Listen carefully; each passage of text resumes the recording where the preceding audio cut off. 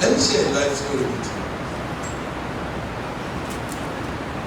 This dates back to about 25, 27 years. The office where my wife works, they had a project came in from the UN, and the project requires a lot of studies. Nobody knows it, nobody understands it. It is new, and so it needs a lot of studying. And this was a time when there was no internet. There was no internet. Only very few people could afford internet. So they called officers in Akeda and asked them to do it. Everyone they called said, no, I can't. And she also said she wouldn't, but she can't. But unfortunately, the axe fell on her. I said, Mrs. Olanipekun, you do it. When she told me, it was not a pleasant moment. Because we all know the level of stress that we got. So the number one thing was to find internet, because the studies was to be done online. Most of the documents, materials are online. So she will go to work. Office work is a part, and still has to study. When she goes to the cyber cafe, she can be there for 5 hours. She was very tired. She would go home and sit there. And one day, as she almost broke down, I told her, I said, the people who did this to you, they are giving you what they can never get. I said, they think they are punishing you, but they are giving you what they can never get. I said, why? Because the knowledge you have, they will never get it. Give it. Govern it. Definitely correct. I don't know how long that went, but then all of a sudden, meetings started happening. They want to hold meeting somewhere in Europe, somewhere in Africa, somewhere in Latin America, somewhere in America. And she now had to go for all these meetings. Then the trouble started. You don't even stay in the office again. You're always traveling. We don't see you. The grumbling started and started, the complaint started. So, look there. If you don't do, they will talk. When you do, they will talk. That's their business. You know, believe me, dear listener, this is real life story. There was a particular day she was supposed to go for a meeting in South Africa. And they vowed in the office that she would never attend that meeting. But I will tell you that it was at that meeting that she was made the chairman of the African and the Caribbean region. But the office, the director, immediate director, vowed that she would never attend that.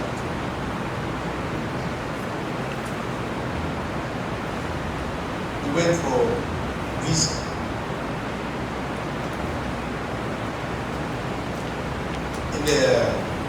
I think it was a meeting. There was one that she had to go in Europe, and then from Europe maybe fly over to South Africa. So we went for the visa, at the car park where I parked. I moved the car to go. I just had people banging the car and saying, stop, stop, stop. In time, it was under the car.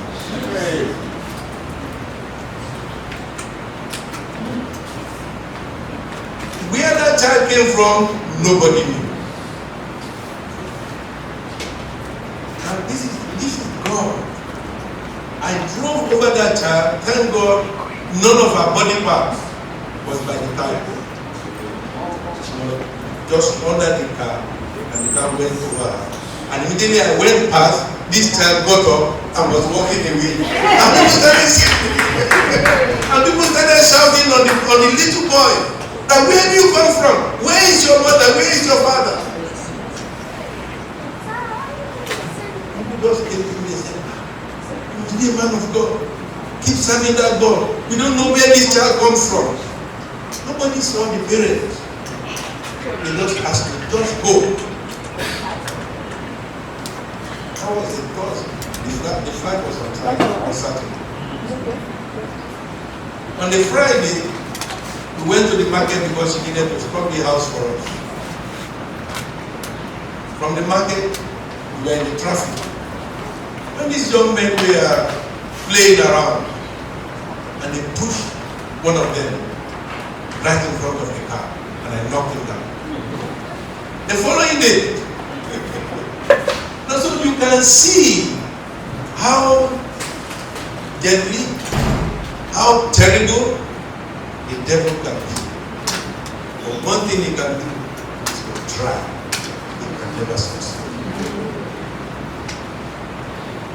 They can't knock the boy down and back and pick him up. He was just begging. Sir, I'm sorry. I said, no, we need to take him to the hospital. So we took him to the hospital. We got admitted. I paid the bills. So, and then my wife now told him that, look, I have to travel tomorrow. And when I return, we'll get back to you. So she traveled. I took care of the boy. I think that the third or the fourth day, he was returned from the hospital. And he was now begging that he does not have money. I said, no, this is not about money, it's about your life. Now what I want to bring out of this story is that sometimes when the good, because you see, we live in an environment where things happen around us. And that's why it's important for you to be at your best. Because if you are not at your best and you don't give out your best, things will happen to you and will bring you down. She went for that journey. And at that trip, that particular meeting that she went for, there was a unanimous decision among all the participants that she becomes the chairperson. I think she held that position for 10 years. They didn't want her to leave. When good is about to happen to you, the activities around you increases. But the lesson I want you to learn here is that when the activities around you increases, don't lower your energy. Don't bring down your energy. Because your world is what? What is your world?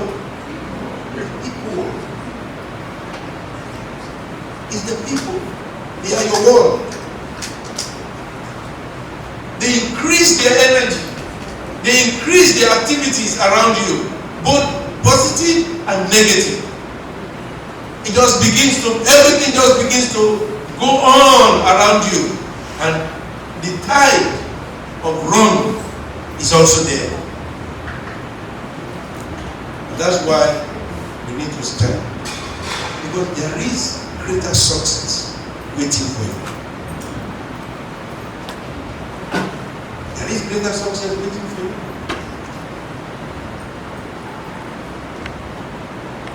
And you get into that success because of your unique gifts that God has put inside of you. So how do you discover these gifts? Ask yourself the question: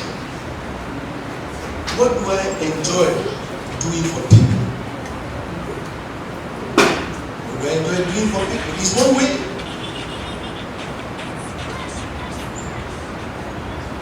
Now, for people who enjoy serving others, don't think you are a servant, you are a leader. People who love to put things in place for others to come and enjoy, don't think you are a slave, you are a leader. But you see, unfortunately, we have been taught that leaders have money and people serve them. No. That's wrong. The purpose of being in a position of leadership is to give access to people to enjoy something that is beneficiary to them, that will advance their cause. That's what leaders do. So, what is that thing about you? So when you serve others, what you are doing is you are helping them to grow. You are helping them to grow. And while you are helping them to grow, something is happening to you. What are you doing? You are also growing. You are also growing.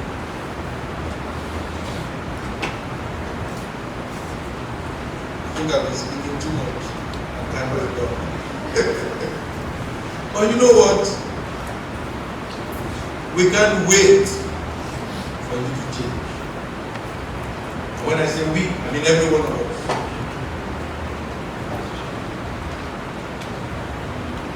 So when you look at someone, what you are telling the person is, we can't wait for what? For you to change. So everyone here is telling me that, and everyone here is telling each and every one of you that we can't wait for you to change. We can't. Because what it takes is inside of you. It's inside of you.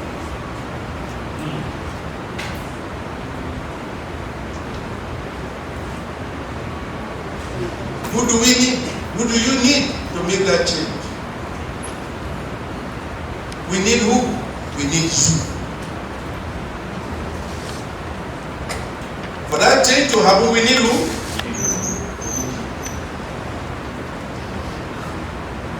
You need me.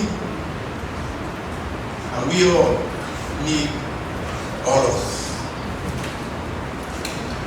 So that's to say that one person can decide to change, but he may not be able to maintain the change until what?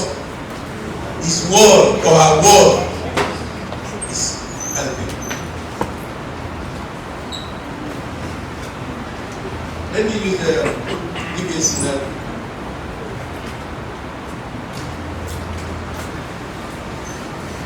If you have quarrels with people around you, maybe you have a team of 6 people, you plus 5 others, and there's this quarrel going on that is stressing you. You've always been reacting. They give it to you, you react. They give it to you, you react. Now the day you come home, you get to the office, they give it to you, you turn that way. They give you this way, you turn the other way. What do you think they will do? Huh? They will ask themselves, is he alright? Is he alright? They will ask themselves. And after they've asked themselves, are you alright? What will they do next? They will stop. So we think we can stop evil by evil. Never. Evil times evil is evil square.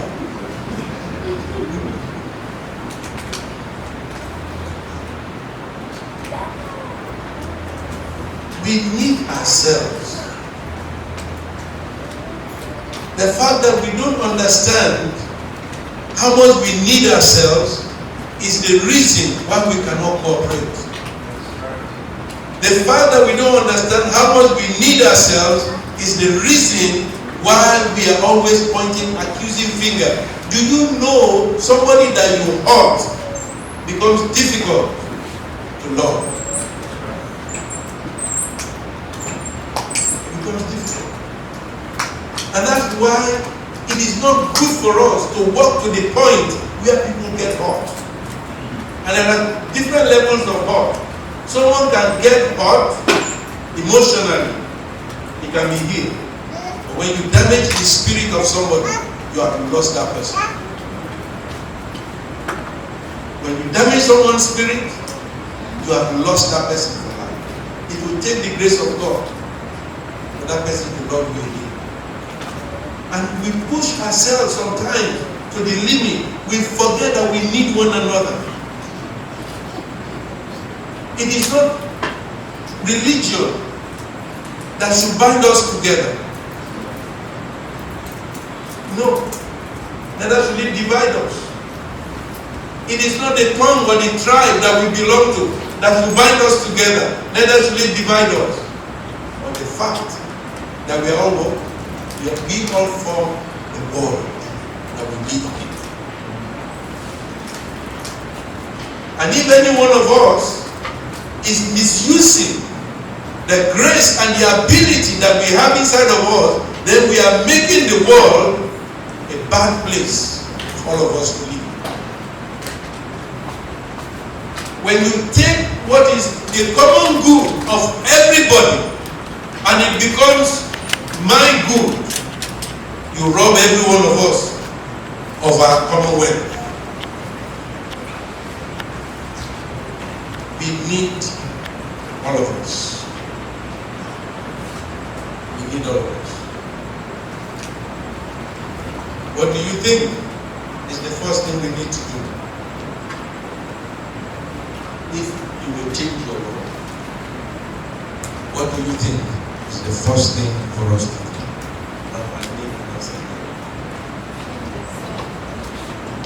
If we must change our world, what is the first thing that you think we need to do? Yes? Change myself. Change thing. Thank you very much. Let's put our hands together for that. The place of change happens from our thinking. No change, no thought. Now, let's get this right. The things that we refuse to change are the things we enjoy. And because we enjoy it, we have very good reasons why nobody should touch it. We have very good reasons why nobody should talk about it.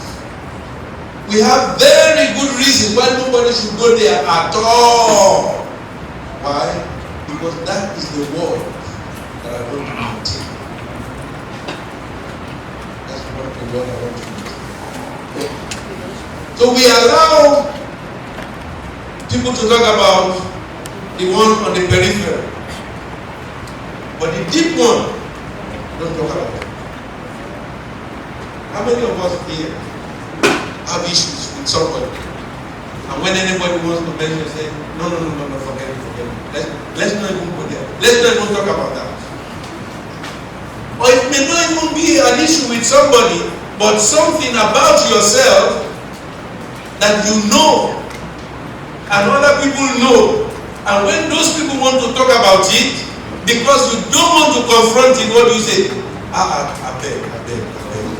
Let's not talk about it. Just do it. Why do we protect those things we should give up? Because we enjoy it. Now, why do we enjoy it? Because our thinking, our reasoning gives us the reason why we should enjoy it.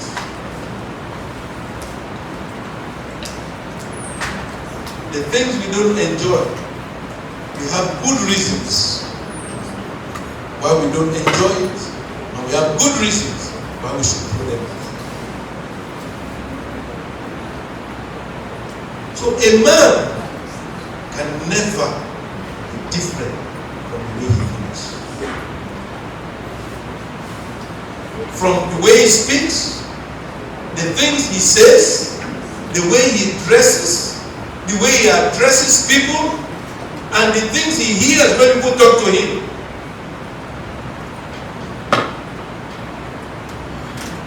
You know there are people you are having a conversation with, and suddenly you come to a quarrel. Are you saying I'm stupid? Are you saying I'm stupid? Are you saying I'm stupid? How can you say I'm stupid? This man never called you stupid. You were just having a conversation. But because his thought is that he's a foolish man and he's fighting it. So he thinks when people look at him, they think he's a fool. And so people like that, when they are talking to you, they want to boast because they have to cover up that weakness of them thinking about themselves as foolish. They want to boast about what they have. They want to boast about what they can do. They want to talk more about things that puts them out there. So if by error you make mention of certain things that touches them, the fight will start from there.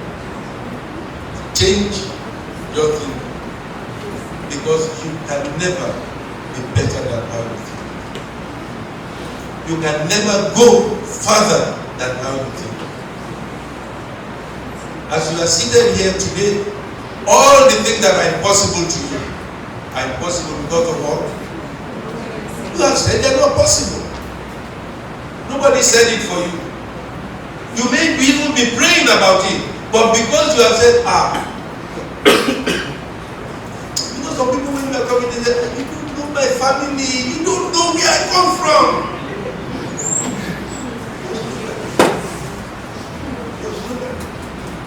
If you know better, you will understand that that family you are talking about, that you don't know where I come from. You came from there, but that is not who you are. That's not who you are. There is something better in you. We don't see it. There is something that differentiates you from that family. We don't see it.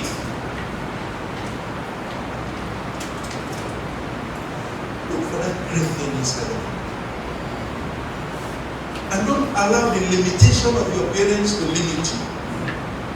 The limitation of your brothers to limit you. There is this, let me tell you another true story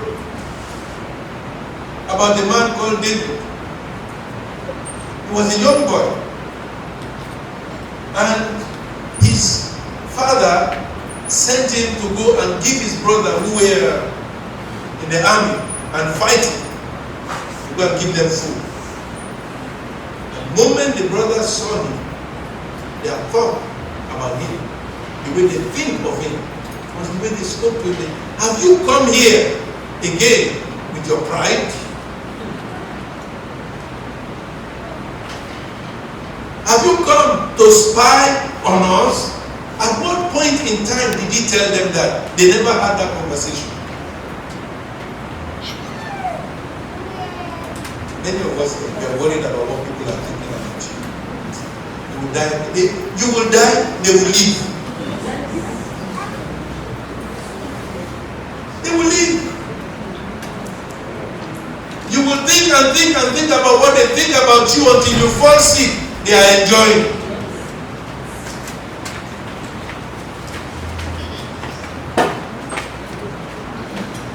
This is a conversation I have with my wife continuously.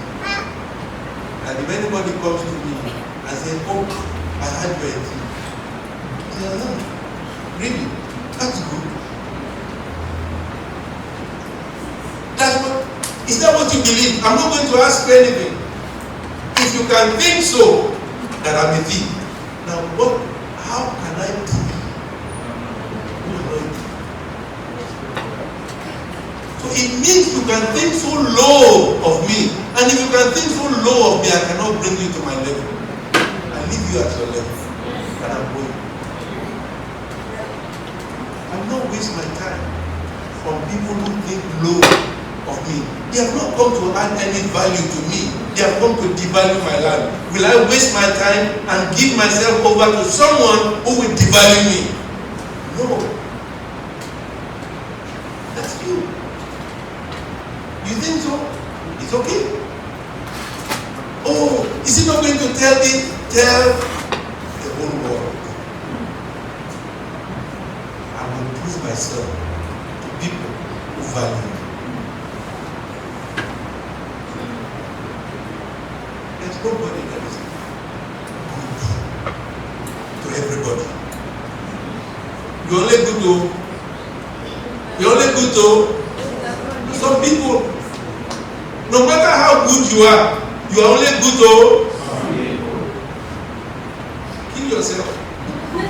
For those who believe that you are not good to them, and they believe you can never be good to them, I'm telling you, you cut off your head and put it on the table. They say, look at him, foolish. He even cut his head for us. They are still not satisfied. In your death, they will blame you.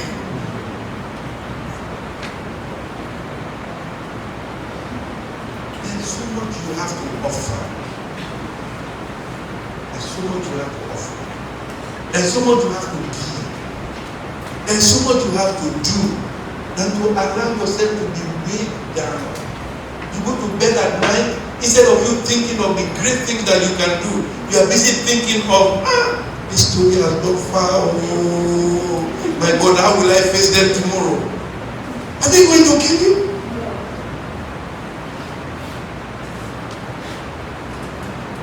Wash yourself. Wash yourself off. And be good to yourself. Be good to your God.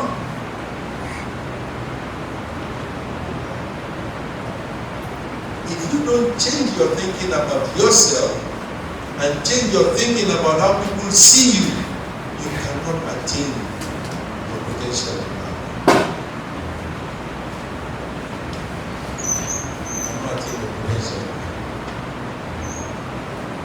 So first and foremost, you need to change how you see yourself. So how do you see yourself?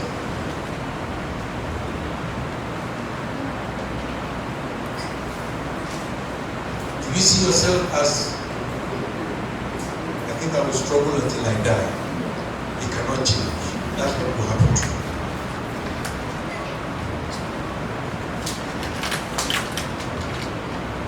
Even the first rich man in my family, in fact, he had 7 cars, but no one, everything crashed. And you're already preparing yourself also to rise and do what?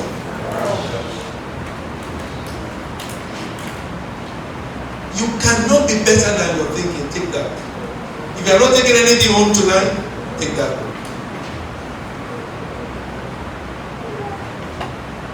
The worse you think about yourself, the worse you are. The better you think about yourself, the better you are.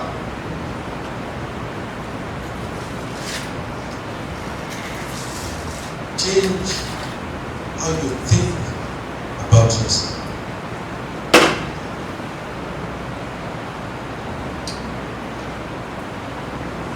Change how you think about your world. Change how you think about people thought towards you. So if you expect everybody to be nice to you, you will get angry every day. Because some people are not just nice. And their joy is in making you angry because they see you smiling. And what is their problem? Because they have nothing to be happy about. And all they need is help from you. The reason why they are angry at you is because they feel you are having things just happening and happening and happening for you. So the person needs help. may be in a position to help such a person, but if you are angry with that person, the grace that is upon you to help, you shut it down. You shut it down.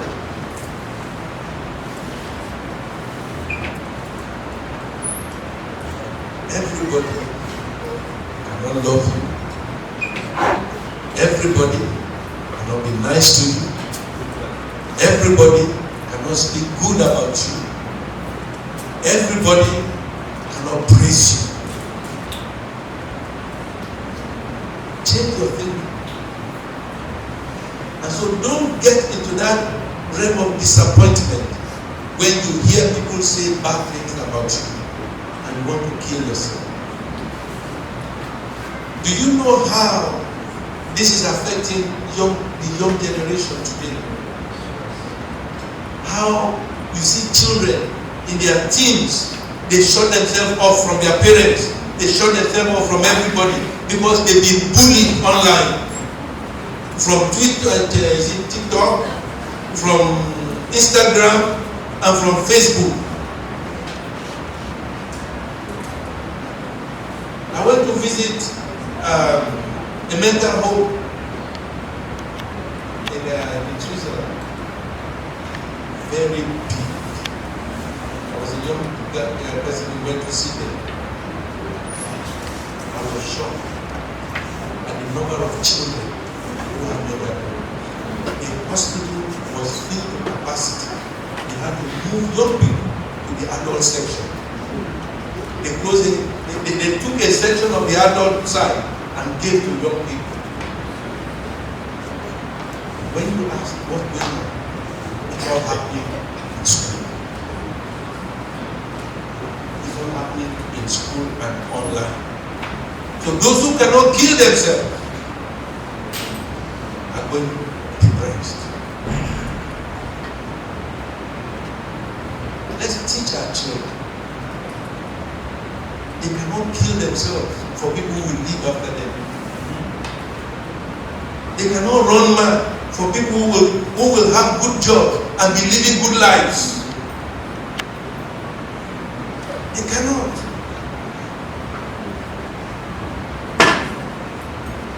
But we must change. I'll close here. This last point.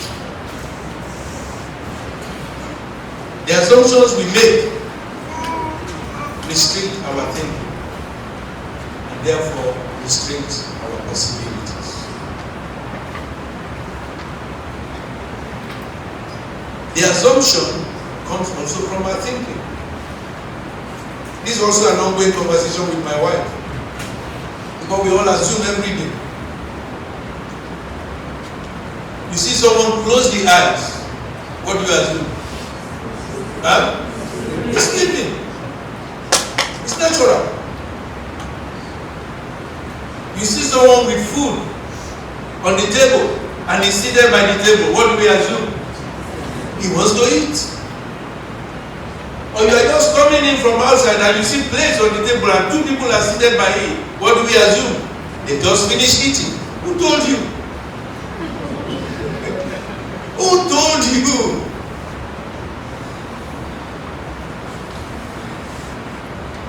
So we assume nearly 70% of things around us on a daily basis. We just look and we make up a story.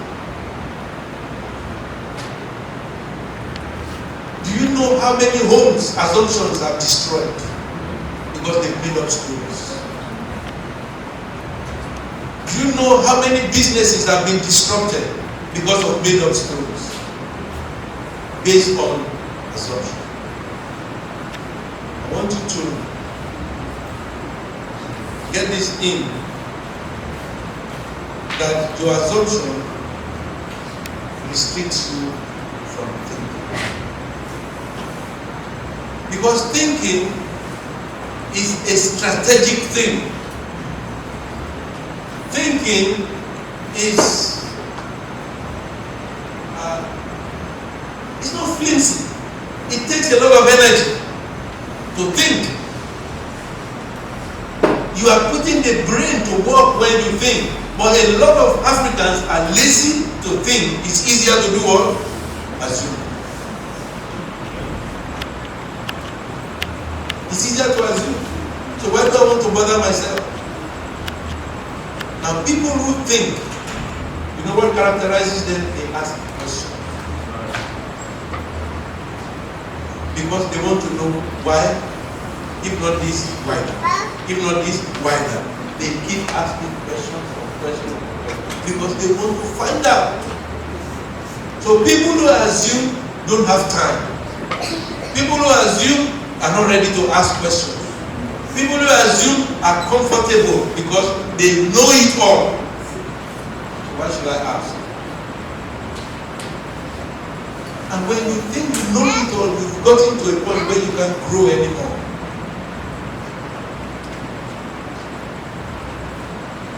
Get over your assumption.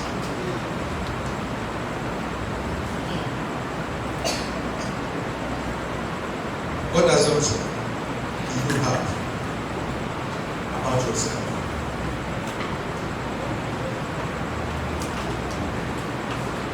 I wish I brought papers and you ask me to write them. What assumptions do you have about yourself? Now, take this in. You can think about it. Don't be lazy to think. 2. What assumption do you have about your family? And 3. What assumption do you have about life generally? Breaking it down, the assumption you have about yourself keeps you where you are. Can't go more than that. And that's how you think. The assumption you have about your family is the limiting factor in your family growing. You can't grow more than that. And the assumption you have about life is the ceiling over your life.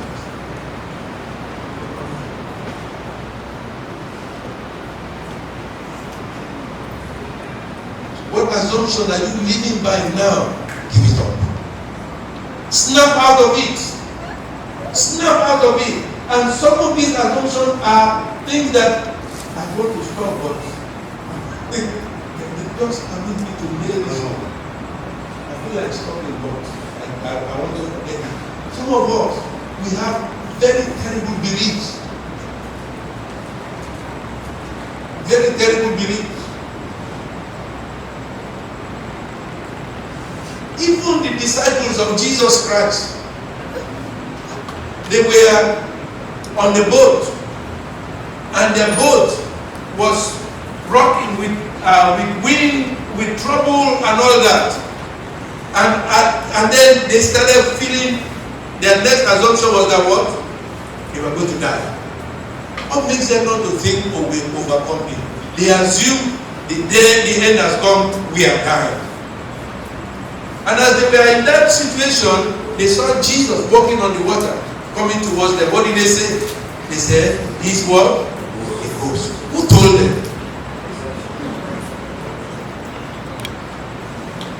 It's assumption. Now, if not for the grace and the mercy of God, they would all have drowned. Because by their own understanding, it was the end.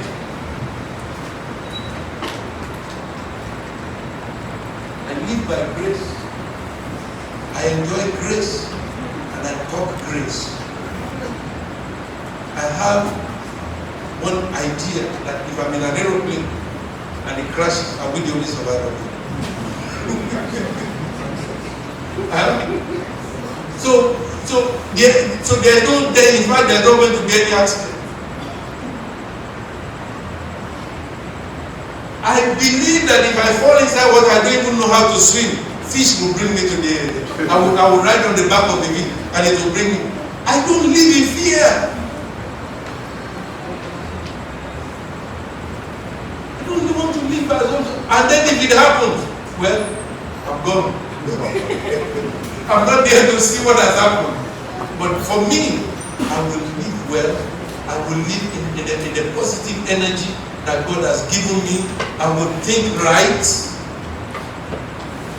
Think right. I will not allow assumption to keep me down. I will not allow my energy to be eroded, wasting myself on things that does not promote peace. I stop here. Please, someone has a question or a contribution. Have I spoken?